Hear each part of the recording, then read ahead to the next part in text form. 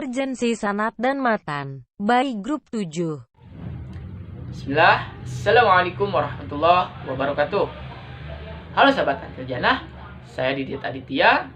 Saya dari kelompok 7 akan menjelaskan pengertian sanad. Apa itu sanad? Dalam bahasa, sanad berasal dari kata sanada yasnudu yang memiliki arti mutamad, yaitu sandaran atau bersandar, tempat berpegang yang dipercaya atau yang sah. Sehingga hadis-hadis yang memiliki sanad berarti memiliki orang-orang yang dipercaya dalam menyampaikan hadis Rasul. Sedangkan secara istilah, arti kata sanad adalah silsilah orang atau urutan yang menghubungkan kepada matan hadis.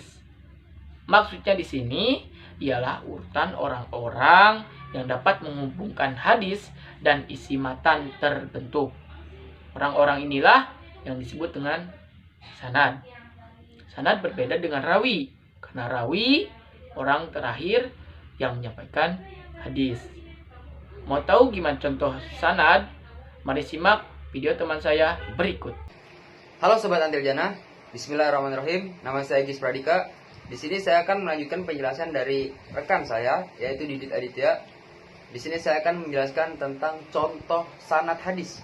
Nah, teman-teman fokus di sini, saya akan menjelaskan contoh sanad hadis. Di antaranya yaitu Qutaibah bin Sa'id telah menyampaikan hadis pada kami. Abdullah Al-Wahhab memberitakan kepada kami. Dia berkata, saya mendengar Yahya bin Sa'id yang mengatakan Muhammad bin Ibrahim telah memberitahu bahwa ia mendengar Alqamah bin Waqqas Al-Latsi berkata, aku mendengar Umar bin Khattab berkata, saya dengar Rasulullah Shallallahu Alaihi Wasallam bersabda, sesungguhnya amal itu dengan niat. Sesungguhnya bagi setiap orang yang tergantung pada apa yang dia niatkan, barang siapa yang hijrahnya kepada Allah dan Rasulnya, maka hijrahnya kepada Allah dan Rasulnya. Barang siapa yang hijrahnya untuk kepentingan dunia, atau yang hijrahnya karena wanita yang ingin ia nikahi, maka hijrahnya sesuai apa yang diharapkannya. Hadis riwayat Bukhari. Hadis di atas merupakan contoh dari sanad. Sanadnya yaitu orang-orang disebutkan sebelum mencapai pesan. Rantai jalur hadis yang dapat dijelaskan yakni 1. Nabi Muhammad SAW berkali. 2. Umar bin Khattab. Yang 3. Alqamah bin Waqqas Al-Latsi. 4. Muhammad bin Ibrahim. 5. Yahya bin Sa'id. 6. Abdullah Al-Wahhab. 7. Qutaibah bin Sa'ad. Demikian rantai urutan para penyampai pesan yang disebutkan dalam hadis. Halo sahabat Antil Jannah, balik lagi dengan saya Mardiana Yuniartahir. Di sini saya akan melanjutkan pembahasan tentang syarat-syarat sanad yang bisa diterima. Yang pertama, sanadnya harus bersambung. Yang kedua, perawinya harus bersifat adil. Yang ketiga, perawinya harus bersifat dobit. Dobit itu kuat. Jadi, perawinya harus kuat dalam hafalan. Sehingga, perawi tersebut bisa menyampaikan hafalan-hafalan tersebut pada saat dibutuhkan. Yang keempat, terhindar dari syad. Syad itu keracunan. Yang kelima, terhindar dari ilyat. Ilyat itu samar-samar, sehingga hadis yang samar-samar tersebut bisa terlihat cacat. Selanjutnya ada matan. Matan, bukan mantan. Matan hadis dalam arti bahasa yaitu masaluba wa irtafa min al-arodi, artinya tanah yang meninggi.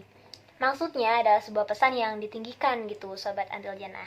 Nah, secara istilah, matan adalah materi dan lafaz yang ada di dalam hadis. Ada juga yang mengartikan matan itu sebagai ujung atau tujuan dari sebuah sanad.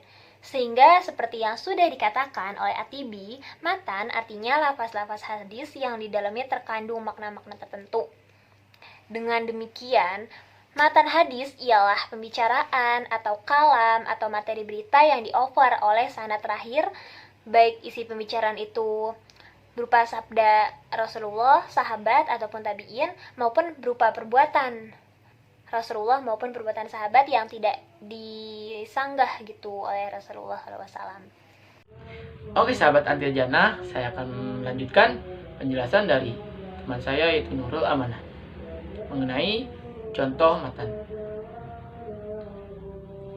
Contoh matan di sini yaitu dari Muhammad yang diterima dari Abu Salamah yang diterima dari Abu Hurairah bahwa Rasulullah Shallallahu Alaihi Wasallam bersabda, seandainya tidak memberatkan umatmu, niscaya aku suruh mereka untuk bersiwak atau menggosok gigi.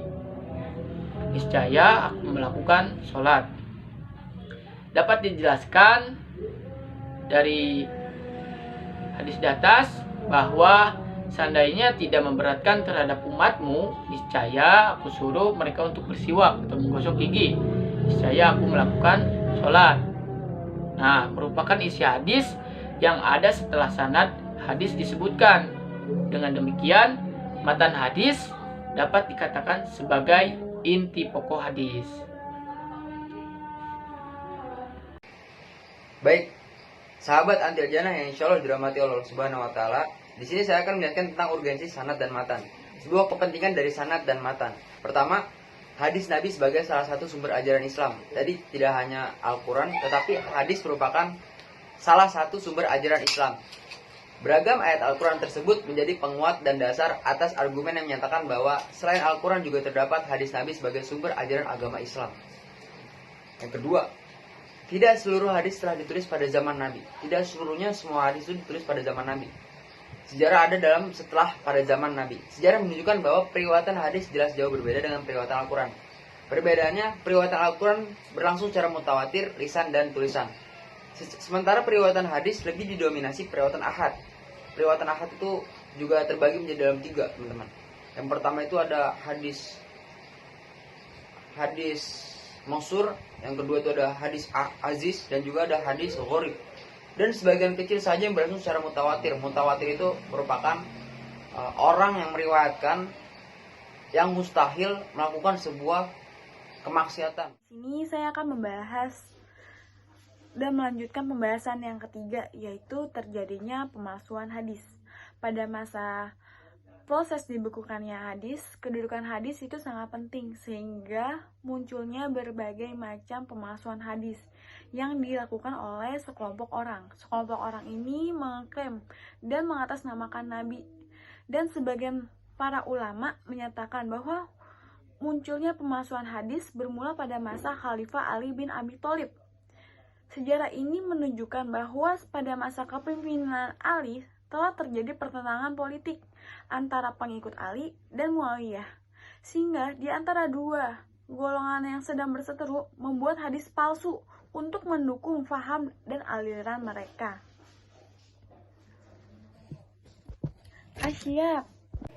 Keempat, proses penghimpunan hadis. Periwayatan hadis pada masa Nabi dan sahabat itu lebih banyak berlangsung secara lisan. Namun, tidak sedikit dari sebagian sahabat dan tabi'in tertentu yang melakukan pencatatan hadis, meskipun hal ini dilakukan dengan inisiatif sendiri gitu, atau lebih bersifat pribadi. Penulisan secara resmi yang dilakukan atas kebijakan pemerintah ini dimulai pada masa pemerintahan Khalifah Umar bin Abdul Aziz. Ia adalah seorang pemimpin yang bijak dari dinasti Umayyah, dan ia menginginkan adanya pembukuan terhadap hadis Nabi dengan mengirimkan surat ke seluruh pejabat dan ulama yang tinggal di berbagai daerah. Oke sahabat Antil Jannah, adapun urgensi sanad dan matan yang kelima, yaitu terjadinya periwayatan hadis secara makna. Pada zaman Nabi, seluruh hadis ditulis oleh para sahabat. Hadis yang diterima oleh sahabat disampaikannya kepada periwayat berikutnya, lebih banyak berlangsung secara lisan. Hadis yang dimungkinkan untuk diriwayatkan secara lisan atau lafaz oleh sahabat hanyalah hadis yang berbentuk sabda. Sedangkan hadis yang tidak dalam bentuk sabda hanya berupa perbuatan atau takdir. Misalnya hanya mungkin untuk diriwayatkan secara makna atau al-riwayat di al-makna. Hadis yang dalam bentuk sabda pun juga sangat sulit diriwayatkan secara lafal kecuali untuk sabda-sabda tertentu.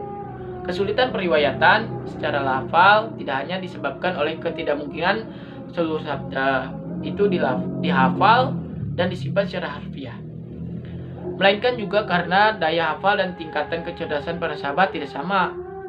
Memang para sahabat tidak mungkin berhasil menghafal seluruh hadis Nabi. Meskipun demikian, bukan berarti tidak ada sahabat yang menghafal dan meriwayatkan hadis Nabi. Jadi kesimpulannya, kualitas suatu hadis sangat ditentukan oleh kedudukan sanad dan matan hadis. Apabila sanadnya sahih dan juga matannya sahih, maka hadis itu dapat dikategorikan sebagai hadis sahih, serta dapat dijadikan sebagai hujah. Sebaliknya, apabila sanad dan matannya tidak sahih, maka dikategorikan sebagai hadis yang doif dan tidak dapat dijadikan hujah.